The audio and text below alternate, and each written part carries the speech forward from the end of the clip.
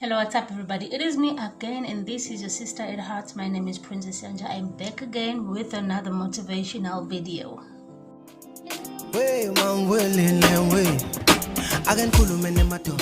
Today I just wanted us to talk about the process of breaking the generational curses. I had just learned that as human beings, the first 7 years of our lives are actually absorbing years. That is when we are unconsciously absorbing all the information and the behaviors of the surroundings that we are born in and brought up in. That is why you see children at this age from like 2 years, 3, 4, 5 years, they imitate their own mothers if they're girls. They start holding on some stuff and acting as if they're carrying a baby. They are basically showing you that they are aware and that everything that is happening in their surrounding, they are absorbing it. So the first 7 years of our lives is basically just brainwashing process. This is the process, this is a stage, this is the period of life where we are simply just being programmed with each and every information that we need to survive, to fit into the family, to fit into the society. And so we take the behaviors of the people who are surrounding us. That's going to be your parents, that's going to be your siblings, your neighbors, your community, as well as your religious leaders and political leaders who are next to you that you are exposed to. The first 7 years of our lives is programming. You come out of that 7 years. After the 7 years, that is where the implementation of all the things that you have learned, all the programmings that have taken place with your brain, with your life, with yourself, you start producing, you start behaving, you start acting exactly like the people who taught you how to be and the people that you were looking up to all these 7 years of your life. Now, when you grow up into being a human being that projects the background where you were born, the background where you were raised. And there comes a time in your life where you need to outgrow, you need to relearn, because now you are conscious, now you are aware, you know what you know. Unlike when you were a child, the reality is for you to be able to be successful, you need to erase all the things that you know. And you need to leave a room in your heart and in your brain to be able to relearn the things that you need to learn in order for you to go to the next step that you need to go to in your life. The psychologist once said that the reason why the rich are getting richer and the poor are getting poorer is because of the same reason of the programming. The first 7 years of a child, you are just looking around how your parents or your guardians are behaving.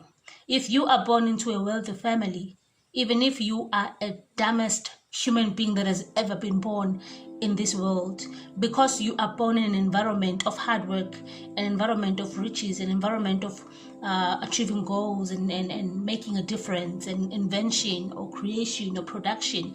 If you are born in that kind of a family, no matter how dumb you might be, you will never be poor. You will not be poor. You will be wealthy also.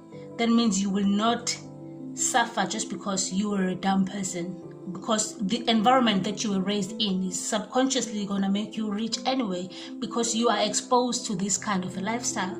It goes the same way as well. When you are raised, you are born and raised in a poor environment. By poor, I mean not just poverty, but I mean people who think poor. If you have parents who talk things like, oh, I'm broke, we cannot have this, we cannot do this, I don't have money, money is for the white people. Like, those are the things that you will acquire. Those are the things you will grow up knowing, and you start believing in them. And therefore, subconsciously, you're going to prevent yourself from becoming a millionaire. You're going to prevent yourself from becoming a billionaire. You're going to prevent yourself from being a successful author or a successful inventor of anything, or a successful producer of any product or service, because you are born in an environment that doesn't believe that in their bloodline or in their generation or in their race or in their society, there has never been somebody who have managed to achieve such a big scale of success, and therefore you will acquire that subconsciously, and you will believe that you were not meant to succeed in that kind of a scale as well, unless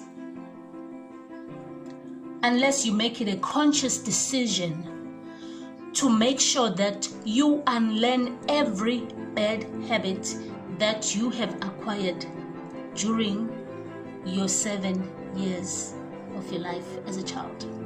Change completely the company that you keep around you.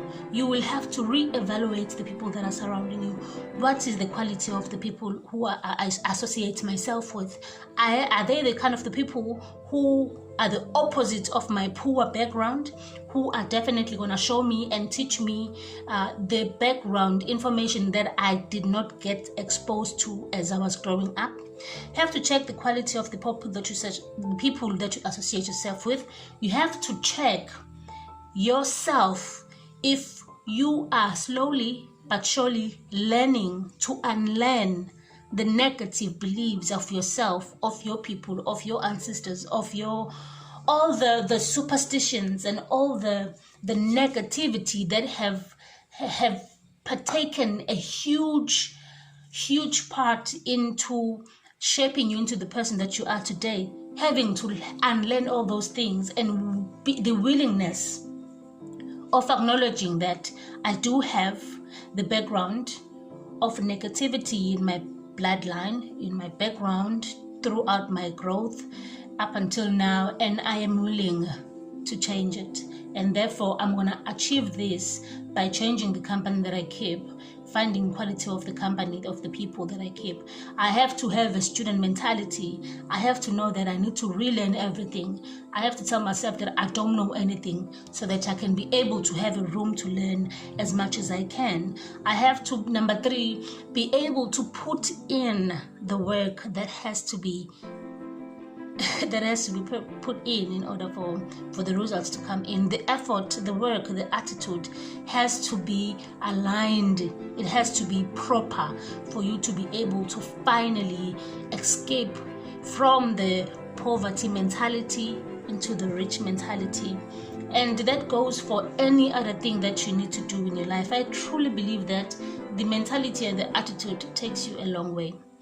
The things that you put yourself or rather put your attention to are exactly the things that you end up attracting back into your life. So if you are the kind of a person who normally like to look into the people who dislikes you, or people who dislike you, sorry, it's not my mother's tongue, people who dislike you, if you like to look at your enemies, like you always focused on the negativity, you're going to draw the negativity back into your life, and it's going to be full of drama. You will never have peace. However, if you make it a habit starting from today, I challenge you, and you say that I want to make sure that I look at the associations that I associate myself with, and I want to make sure that my conversations drastically are going to change. Look into your WhatsApp, see what kind of conversations are you having with the people that you are chatting with on WhatsApp. Are you talking about other people? Are you laughing at other people? Are you complaining about the weather? Are you complaining about the laws and the rules? Are you complaining about the leaders? How is that going to help you? What kind of energy are you attracting by just having those conversations of complaints and whining and crying and complaining again? You know, when are you ever going to be grateful? Are you having gratitude? Are you having conversations that are showing that you are grateful for life, that you are grateful that you have another day, and that you are grateful for being able to basically just wake up and have another day to learn something new from somebody who have done something that you want to do? Be grateful and be a kind of a person who count your blessings every single day. Count what you have. Gratitude goes a long way. As a human being, I feel like it's the first step to success. The ability of knowing what you have and knowing what you're willing to keep in order to enjoy what is yet to come. I feel like that's the most amazing attitude a person can ever have. So you have to make sure that you mind your mind. That's what I always like to say, mind your mind. And the mind, if it's positive, and if our attitude is positive, and if our heart is in the right place, we are definitely going to reach to our goals. And remember, guys, for us to be able to reach to our goals, it's not just the association of people we put around us. It's not only the attitude. You need to put in a work.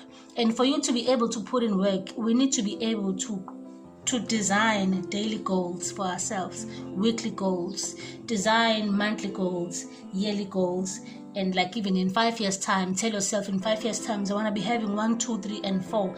But you know for a fact that you cannot have that in 5 years if the daily goal is not done. Work on your daily goals, and the daily goals are the most amazing because they definitely just change the person that you want, that you are, and into the person that you want to be. The way you wake up in the morning and the things that you do and how you plan your day definitely says a lot about your 2 years from now or your 5 years from now. For an example, let me just talk about my life. I'm going to wake up today. I'm going to work out for 30 minutes or 1 hour. And then I'm going to have a hot tea or warm water with lemon before I eat, because I know the importance of drinking water when you've been sleeping, because you've been sleeping for like approximately 8 hours, meaning that the body is definitely close to being dehydrated. I have to first introduce my body with water before I can put in some food. You know, like small things like that. I need to make sure that I read a chapter today of a book. I need to make sure that today I need to learn something new. I need to learn a new word today. I need to start using that word today. It can be the small things, depending what are the things that are interesting you. But start with your daily goals. Start with your daily goals. Say, I'm going to drink 8 glasses of water today. I just want to see. If they always say drinking water is good, let me drink 8 glasses of water today and see how that feels. And maybe tomorrow I'll do it again, and the next day again, and then until it becomes part of your life. I feel if we can be able to cut down all the things that we need to do into daily goals, weekly goals, we will definitely be able to see where we are heading to as human beings, and we'll definitely own those riches, and we will be happily ever after. So guys, thank you so much for watching this video. I hope that you did enjoy it. If you are new here, I welcome you. I should have said that at the beginning of this video, but anyway, I welcome you here. Thank you so much for being part of us. Please do press subscribe button if you're watching this video from Facebook. I am also on YouTube. I have a YouTube called Princess Yanja. Please go there and subscribe so that you can be able also to see more of my videos, guys. So thank you so much. We are heading to 1,000 subscribers on YouTube, so be part of us. If you are new here, please do press subscribe button so that you can reach that goal, guys. Thank you so much. Be blessed. Cheers.